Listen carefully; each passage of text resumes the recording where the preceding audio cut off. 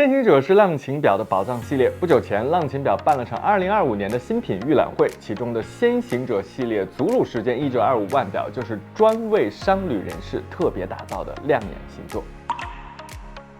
Hello everyone， 我是生动。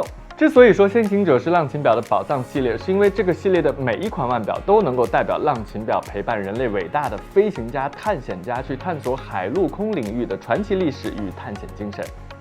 相信了解飞行表的朋友对先行者系列的祖鲁时间腕表并不陌生。今年的先行者系列祖鲁时间腕表在名字后面多加了个1925，不用问，这个数字肯定有讲究。是的，浪琴表历史上首次推出具备双时区功能的腕表，也就是浪琴祖鲁时间腕表的年份就是1925年，距今整整有100年的历史了。其实浪琴表早在19世纪末就已经开始为当时还方兴未艾的时区旅行者提供精准计时的方案。1908年为当时的奥斯曼帝国，也就是土耳其定制的土耳其怀表，就已经可以靠着2套指针同步指示土耳其时间与西方时间。在1925年的首款2D式腕表当中，这种以2套指针清晰指示第2时区的设计得以延续。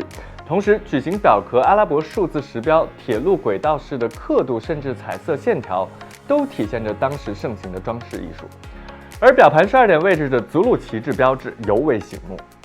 说到这儿，我们先简单明确一个概念。通常我们说的 GMT 腕表是指这款腕表具备2D时的功能，而 GMT 还代表着格林尼治平时，也就是太阳在最高点横穿格林尼治当地本初子午线的时间。但是呢，地球并不是一个正圆体，所以会出现因为运转轨道的速度不均匀而导致的误差。所以我们现在所说的标准时间，其实是通过了原子钟报时的协调世界时，也就是 UTC。但全球时区还是基于本初子午线以每15度来进行划分，共有24个时区。比方处在东八区的北京时间呢，就被标记为 UTC 正8。祖鲁时间本质上就是 UTC 时间，采用的是24小时制，是飞行和航空领域无线电通讯的通用标准。在先行者系列祖鲁时间腕表的旋转表圈上，我们就可以看到祖鲁时间的24小时刻度以及时标。全新的先行者系列祖鲁时间1925特别版的腕表呢，为39毫米的金刚表壳搭配了18K 玫瑰金包边与环形拉丝饰面的双向旋转表圈，这在祖鲁时间表款当中呢尚属首次。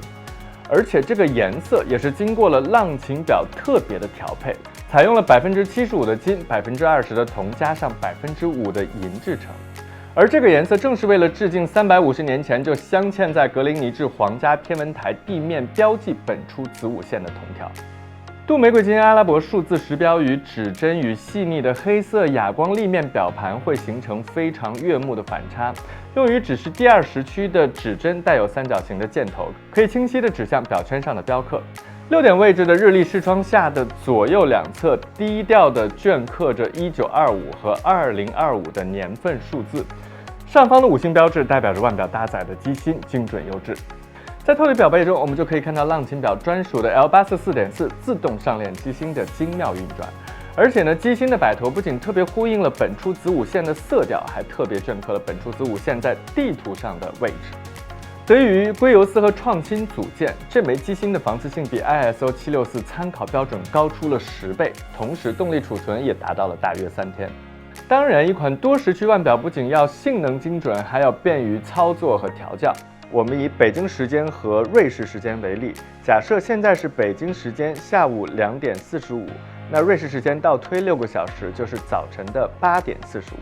调整时，我们先将旋入式表冠拧开，再将表冠拔至第2档的位置。首先，我们要将这个三角指针对准表圈上的8的位置。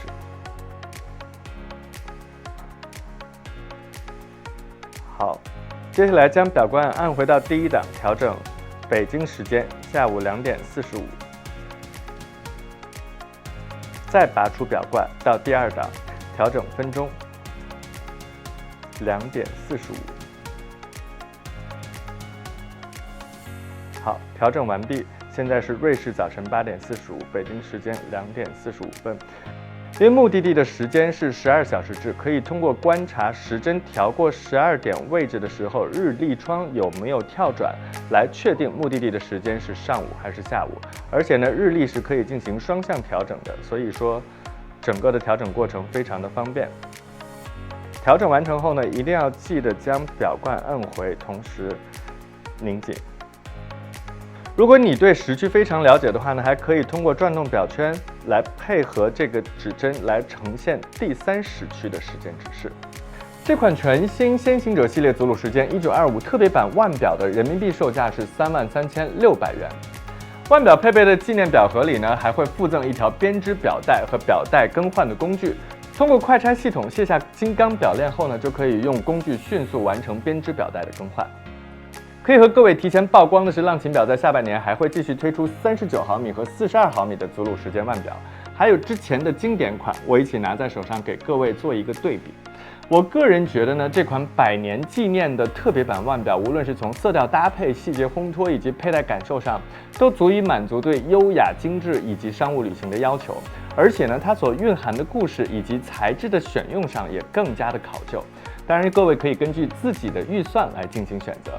好了，以上就是本期节目的所有内容了。我是申东，也希望各位可以给到一个1键3连的大动作。咱们下期见。